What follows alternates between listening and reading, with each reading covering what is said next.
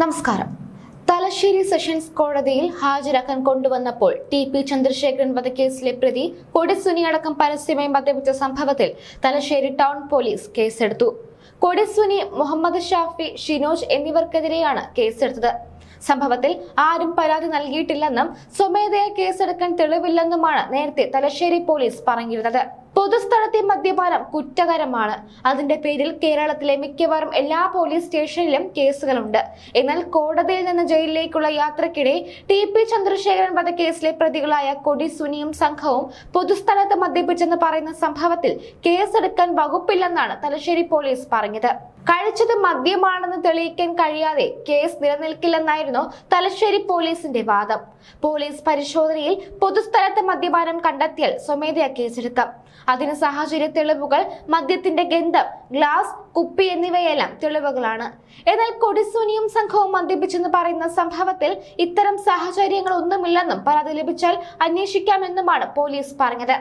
എന്നാൽ കണ്ണൂരിൽ പോലീസ് ഉദ്യോഗസ്ഥരുമായി കൂടിക്കാഴ്ച നടത്തിയ DGP റവാഡ ചന്ദ്രശേഖർ സംഭവം സേനയ്ക്ക് വലിയ നാണക്കേടുണ്ടാക്കിയെന്ന് വിലയിരുത്തിയിരുന്നു. കൊടിസുനിക്കെതിരെ നിയമ നടപടി സ്വീകരിക്കുമെന്നും അദ്ദേഹം മാധ്യമങ്ങളോട് കണ്ണൂരിൽ പ്രതികരിച്ചിരുന്നു. ഇതിന്റെ അടിസ്ഥാനത്തിലാണ് തലശ്ശേരി ടൗൺ പോലീസ് അബ്കാരി നിയമപ്രകാരം കേസെടുത്തത്. RSS പ്രവർത്തകരായ വിജിത്, ഷിരോജ് എന്നിവരെ കൊന്ന കേസിൽ കഴിഞ്ഞ മാസം 17-ന് തലശ്ശേരി അഡീഷണൽ ജില്ലാ കോടതിയിൽ ഹാജരാകാൻ കൊണ്ടുവന്നപ്പോഴാണ് സംഭവം. കോടതിയിൽ നിന്ന് വരുന്ന വഴിയാണ് കൊടിസുനി അടക്കമുള്ള പ്രതികൾ പോലീസുകാരുടെ സാന്നിധ്യത്തിൽ മദ്യം കഴിച്ചത്. ഭക്ഷണം കഴിക്കാൻ കയറിയ കോടതിക്ക് സമീപമുള്ള ഹോട്ടൽ മുറ്റത്ത് വെച്ച് പോലീസിനെ കാവൽ നിർത്തി കൊടിസുനിയും സംഘവും മദ്യപിക്കുകയായിരുന്നു. സംഭവം ഗുരുതര സുരക്ഷാ വീഴ്ചയാണെന്ന് സംസ്ഥാന ഇന്റലിജൻസ് ആഭ്യന്തര വകുപ്പിന് റിപ്പോർട്ട് നൽകിയിരുന്നു. ഇതിന്റെ CCTV ദൃശ്യങ്ങൾ പിന്നീട് മാധ്യമങ്ങളിലൂടെയും പുറത്തു വന്നു. ഇതിന്റെ അടിസ്ഥാനത്തിൽ ഡ്യൂട്ടിയിലുണ്ടായിരുന്ന കണ്ണൂരിലെ 3 സിവിൽ പോലീസുകാരെ സസ്പെൻഡ് ചെയ്തിരുന്നു.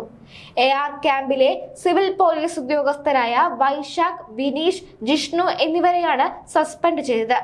സംഭവം വിവാദമായതിനെ തുടർന്ന് ജയിൽ ഉപദേശക സമിതി അംഗവും CPM നേതാവുമായ P. ജയരാജൻ കൊടിസുനിയെ തള്ളിപ്പറഞ്ഞിരുന്നു.